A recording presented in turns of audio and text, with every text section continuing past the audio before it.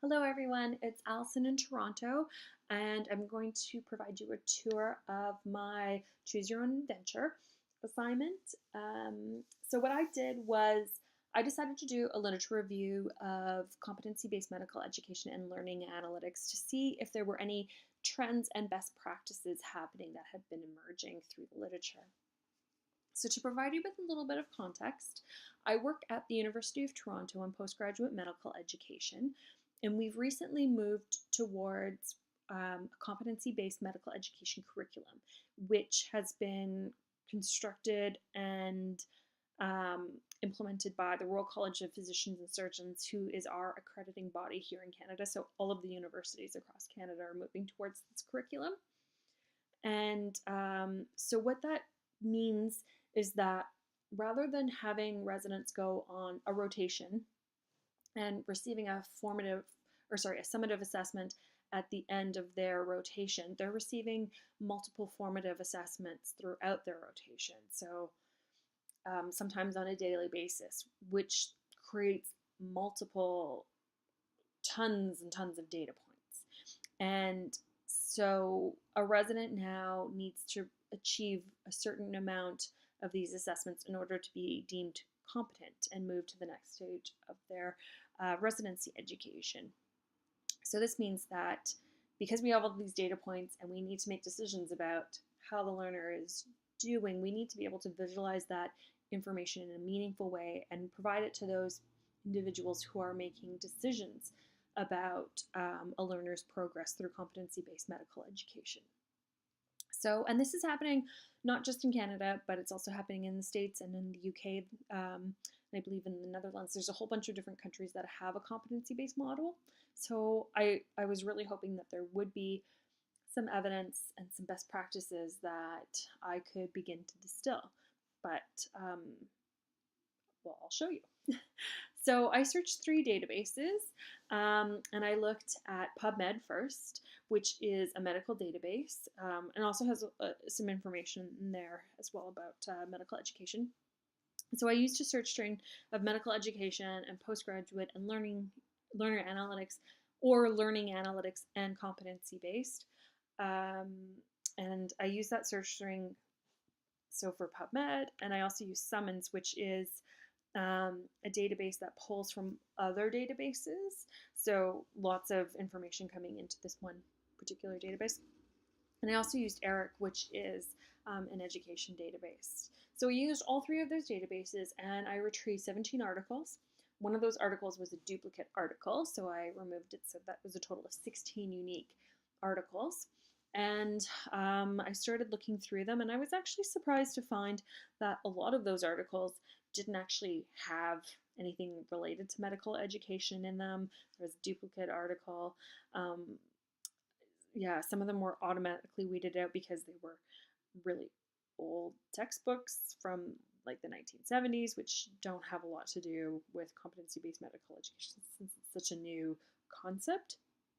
So those were weeded out. So after I looked through all of the abstracts or the summary of the books, I weeded it down to 8 articles, which I read in full, and discovered that some of them were still not very relevant to what I was looking for. Either they didn't have very much about learning analytics, they just discussed the concept, like explained what is learning analytics, and didn't actually have any real content in there, or they just didn't talk about it in a medical education context.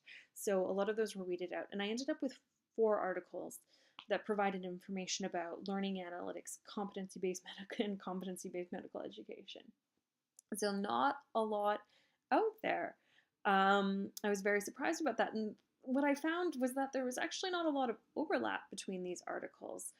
The one thing that was brought up as a suggestion that we should do with learning analytics, or in terms of pulling information for learning analytics in postgraduate medical education, is looking at patient records, so looking at EMRs, like electronic medical records, and pulling that information in to make a decision about a learner's progress, which to me was actually very surprising because patient information is that seems like a privacy and an ethical concern to pull that kind of information into decision making about learners' progress, because there's a lot of laws and regulations around managing patient information, and it has to be on secure servers. And anyway, so I was surprised to hear that. There were some other suggestions. One of the articles that I actually found was most interesting was the 12 tips to promote successful development of a learner performance dashboard within a medical education program. So that article actually had a lot of connections to some of the articles that we've read through the course. So there were things such as setting up a governance structure and ensuring that the correct people have access to the right information, and setting up a visualization and making sure that you have a team of experts who understand not only the education but also are able to analyze the data, and IT experts who are able to extract the information, and also having a formal review process so that you're ensuring that what you're pulling and the way that you're visualizing the data and how you're pulling it is being constantly reviewed, and there's some scrutiny over what's actually being exported.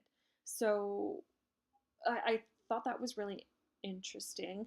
One of the things that I also did discover was that there are a lot of conferences that are coming up that have this topic on their schedule, which makes me suspect that there is a lot of interest around this topic, but it just hasn't been written formally about, because that process does take some time, and competency-based medical education in Canada has only started with 2 programs in 2017. So we're only now getting the data, I think, that we can begin making some decisions about and actually creating the research that we need to understand how we're going to move forward. And I think it's a really good time, and particularly at these conferences, to develop a community of practice so that not everybody's trying to reinvent the wheel, but we have some consistency across Canadian programs. So that's my choose your own adventure. It was very helpful. It's very useful in my context to go through this and to understand what's happening out there. And this course has been invaluable, and I've learned so much, and it was so great working with all of you. And I'm looking forward to talking to all of you online and seeing what everybody else has done. Thank you.